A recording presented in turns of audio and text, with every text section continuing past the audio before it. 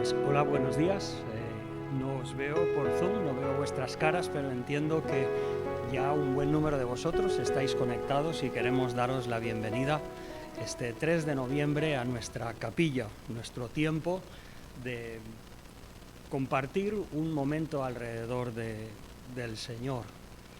Hemos estado hablando en mis otras participaciones, normalmente como rector pues comparto el primer martes de cada mes.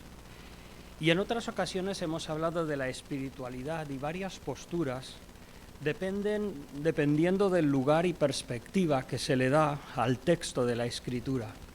Hoy me gustaría tener una reflexión más bien de un carácter personal sobre un texto de la Escritura a fin de entender qué es el conocimiento de Dios y qué es la espiritualidad.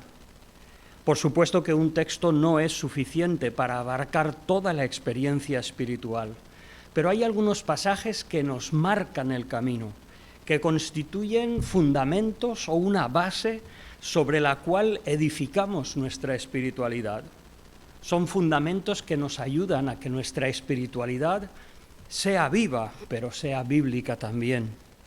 Se trata de 1 de Corintios capítulo 2, versículos del 12 al 16. 1 de Corintios capítulo 2, versículos del 12 al 16. Dice el apóstol Pablo: nosotros no hemos recibido el espíritu del mundo, sino el espíritu que proviene de Dios, para que sepamos lo que Dios nos ha concedido, lo cual también hablamos con palabras no enseñadas por sabiduría humana, sino con las que enseña el Espíritu, acomodando lo espiritual a lo espiritual. Pero el hombre natural no percibe, no recibe las cosas que son del Espíritu de Dios, porque para él son locura y no las puede entender, porque se han de discernir espiritualmente. En cambio, el espiritual juzga todas las cosas y él no es juzgado de nadie. Porque ¿quién conoció la mente del Señor? ¿Quién le instruirá? Mas nosotros tenemos la mente de Cristo. Me gustaría primero dar algunas pinceladas de este texto, especialmente el versículo 14, cuando dice que el hombre natural no percibe las cosas que son del Espíritu de Dios, y dice que no las puede entender. Mas nosotros, dice el apóstol Pablo, tenemos la mente de Cristo. Este versículo viene en consecuencia de Pablo exponiendo la diferencia categórica entre la sabiduría del mundo y la palabra de la cruz, que es expuesta con el poder y la presencia del Espíritu Santo. La enseñanza de Pablo no era de invención humana, no dependía de buenas palabras humanas, sino eran palabras enseñadas por el Espíritu. En esa distinción, Pablo expresa que sus palabras son espirituales y son para enseñarlas a personas que andan en el Espíritu y por tanto encuentran un problema cuando la persona es solamente natural, o como expondrá en el capítulo 3, cuando son carnales, no andan según el impulso, la presencia del Espíritu Santo. En el capítulo 2, versículo 14, Pablo expresa algo que se ha dicho de esta forma preciosa. La revelación del misterio de Dios manifiesta la ceguera inevitable y débil del mundo cuando está en sus propios recursos. Cuando se trata de nuestras facultades humanas, encontramos que el hombre se encuentra desprovisto o incapacitado para conocer las cosas de Dios, porque para ello necesitamos inexorablemente la ayuda del Espíritu Santo. Calvino decía que cuando el incrédulo se topa con la revelación de Dios, es como un animal de granja en un concierto de música clásica. Griedenheim dice, comillas, es una cita preciosa: La apropiación de la sabiduría divina requiere una capacidad especial. Los seres humanos naturales carecen de esa capacidad, que es un atributo o una prerrogativa exclusiva del Espíritu de Dios. Frente a la incapacidad de conocer a Dios por aquella persona que solo es natural, que no tiene al Espíritu de Dios, Pablo expresa que el creyente tiene la mente de Cristo. Y cuando habla de esa mente de Cristo, no habla de un éxtasis místico, sino se han dado diferentes descripciones, por ejemplo, comillas, sobriedad, observación, fe, esperanza, vida, según un comentarista llamado Willis. También Brown dice que se refiere a una obediencia, comillas, tener una mente cruciforme, particularmente pensando en Filipenses capítulo 2, versículos del 5 al 11. Esos versículos cuando dice Pablo, haya en vosotros este sentir que hubo también en Cristo Jesús. La mente de Cristo requiere la mortificación de ambiciones personales, humillarse a uno mismo, darse a sí mismo por otros. Ahora bien, frente a esta dualidad, que por una parte está la sabiduría humana y por otra parte está la sabiduría divina, que solamente el Espíritu de Dios puede compartir e impartir a los creyentes, al nacido de nuevo, tengo dos preocupaciones. La primera es que, dado que la sabiduría espiritual depende de la fe en el Evangelio, me preocupa profundamente cuando quizás autores, libros, expresan una espiritualidad floreciente y efusiva, pero al mismo tiempo parecen cuestionar algunas enseñanzas esenciales de nuestra fe. Y no estoy hablando de diferentes perspectivas teológicas dentro de la fe cristiana. Podemos leer a Wesley, por ejemplo, sus 29 razones por las cuales un creyente puede perder su salvación. Podemos leer algunos otros libros que sus teologías pues podemos o no compartir, pero mi dificultad, mi angustia, mi inquietud es cuando se cuestiona, por ejemplo, la inspiración de las Escrituras, cuando se relativiza el texto de la Escritura reduciéndolo a un mero sentimiento no proposicional. Cuando, por ejemplo, se cuestiona la cosmología presentada por las Escrituras, es decir, que la creación del universo y del hombre fue directa e inmediata, fruto de la voluntad de Dios.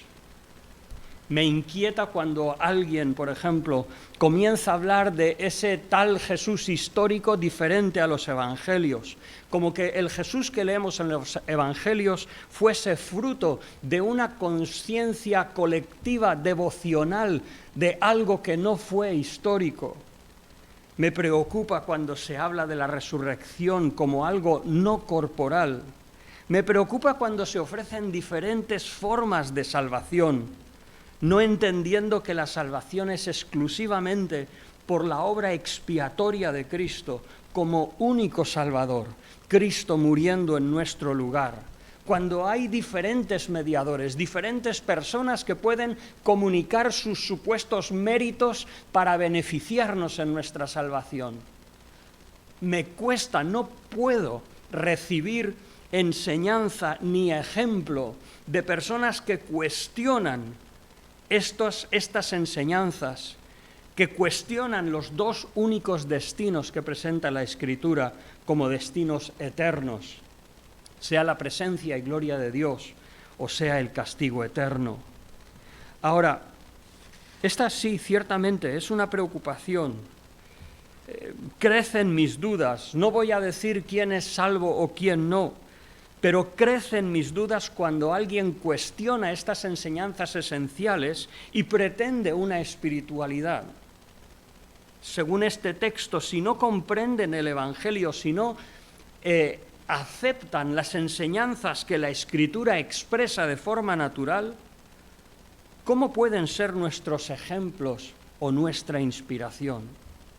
Ahora, esta es mi primera preocupación, mi primera inquietud, pero tengo una segunda preocupación y casi puedo decir que es más grande.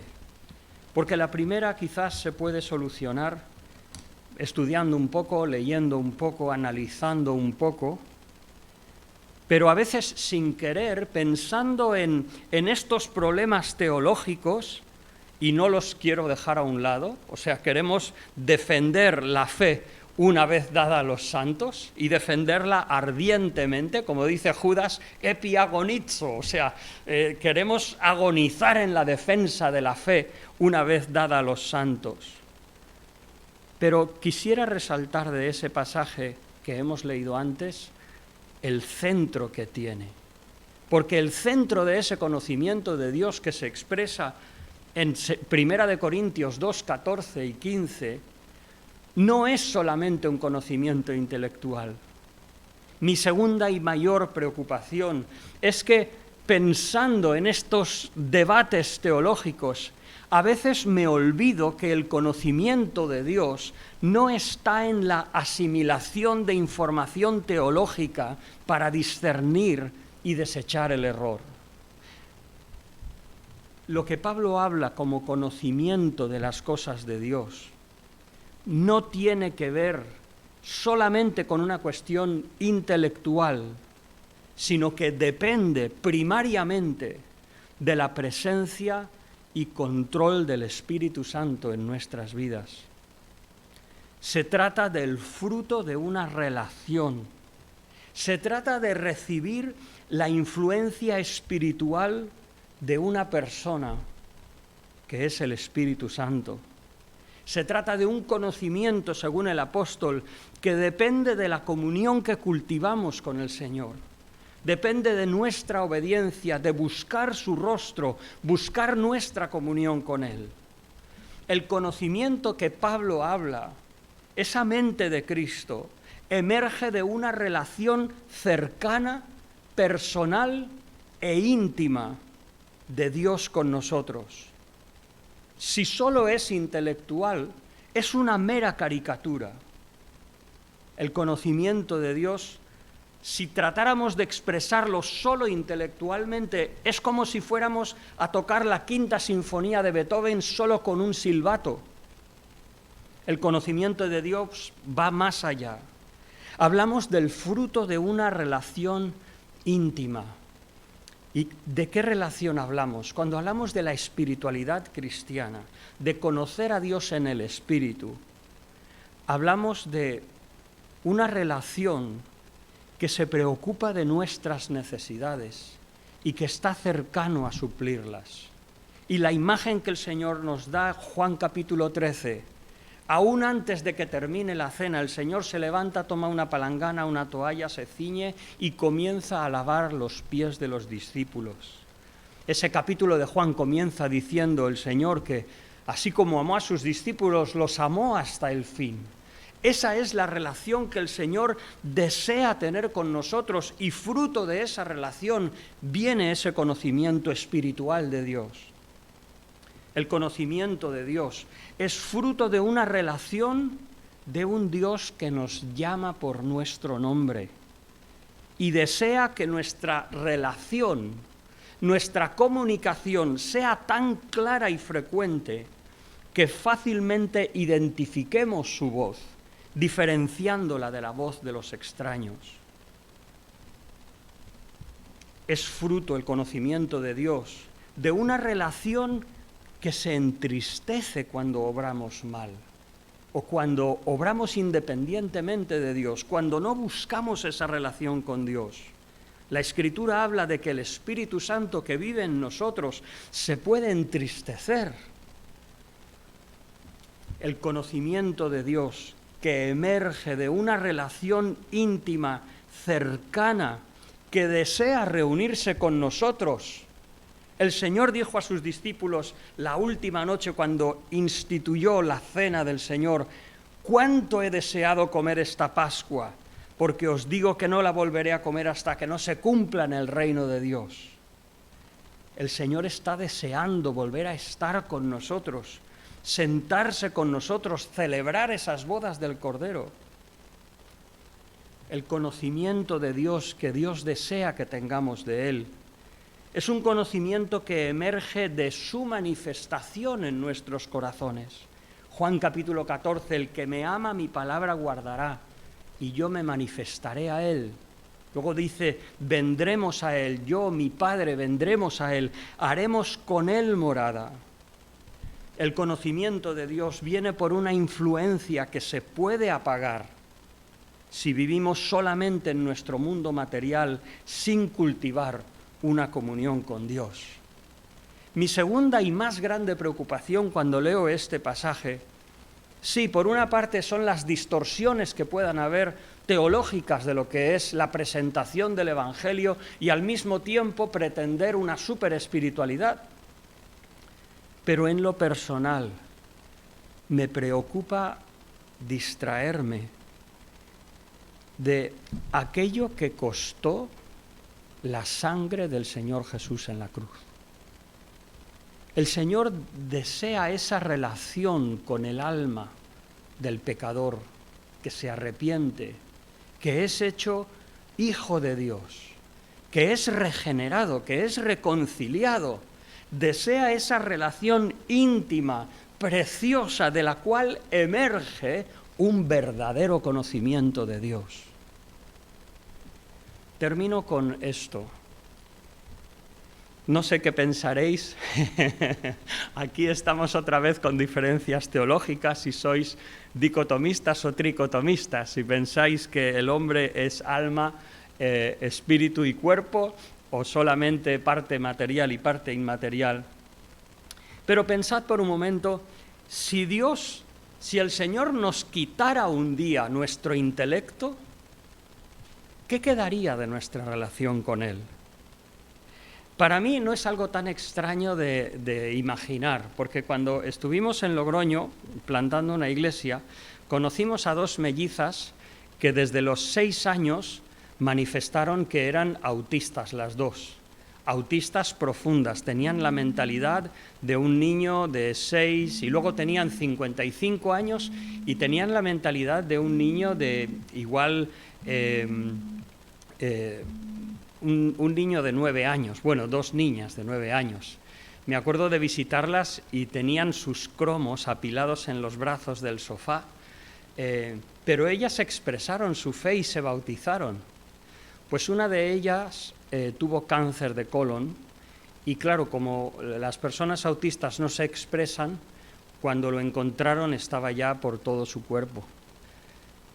Cuando estaba por fallecer, ella decía a quien estaba a su lado, léeme la Escritura, léeme el Salmo 23, léeme. ¿De dónde salía eso? ¿De un conocimiento intelectual? No, era una persona autista, pobrecita, pero nacía de un conocimiento de Dios, de un conocimiento en su medida, pero sabía que esas palabras era lo que ella creía, lo que ella abrazaba y lo que ella deseaba, sabiendo que estaba a punto de encontrarse con su Creador. Si el Señor nos quitara nuestro intelecto, ¿qué conocimiento de Dios quedaría? ¿Qué impulso del corazón? Que el Señor nos ayude a entender y tener presente qué es el conocimiento de Dios. Que sí, tiene un aspecto intelectual a defender, pero que la realidad va mucho más allá. Es una realidad espiritual fruto de la experiencia de una comunión estrecha, personal e íntima. Que el Señor nos ayude.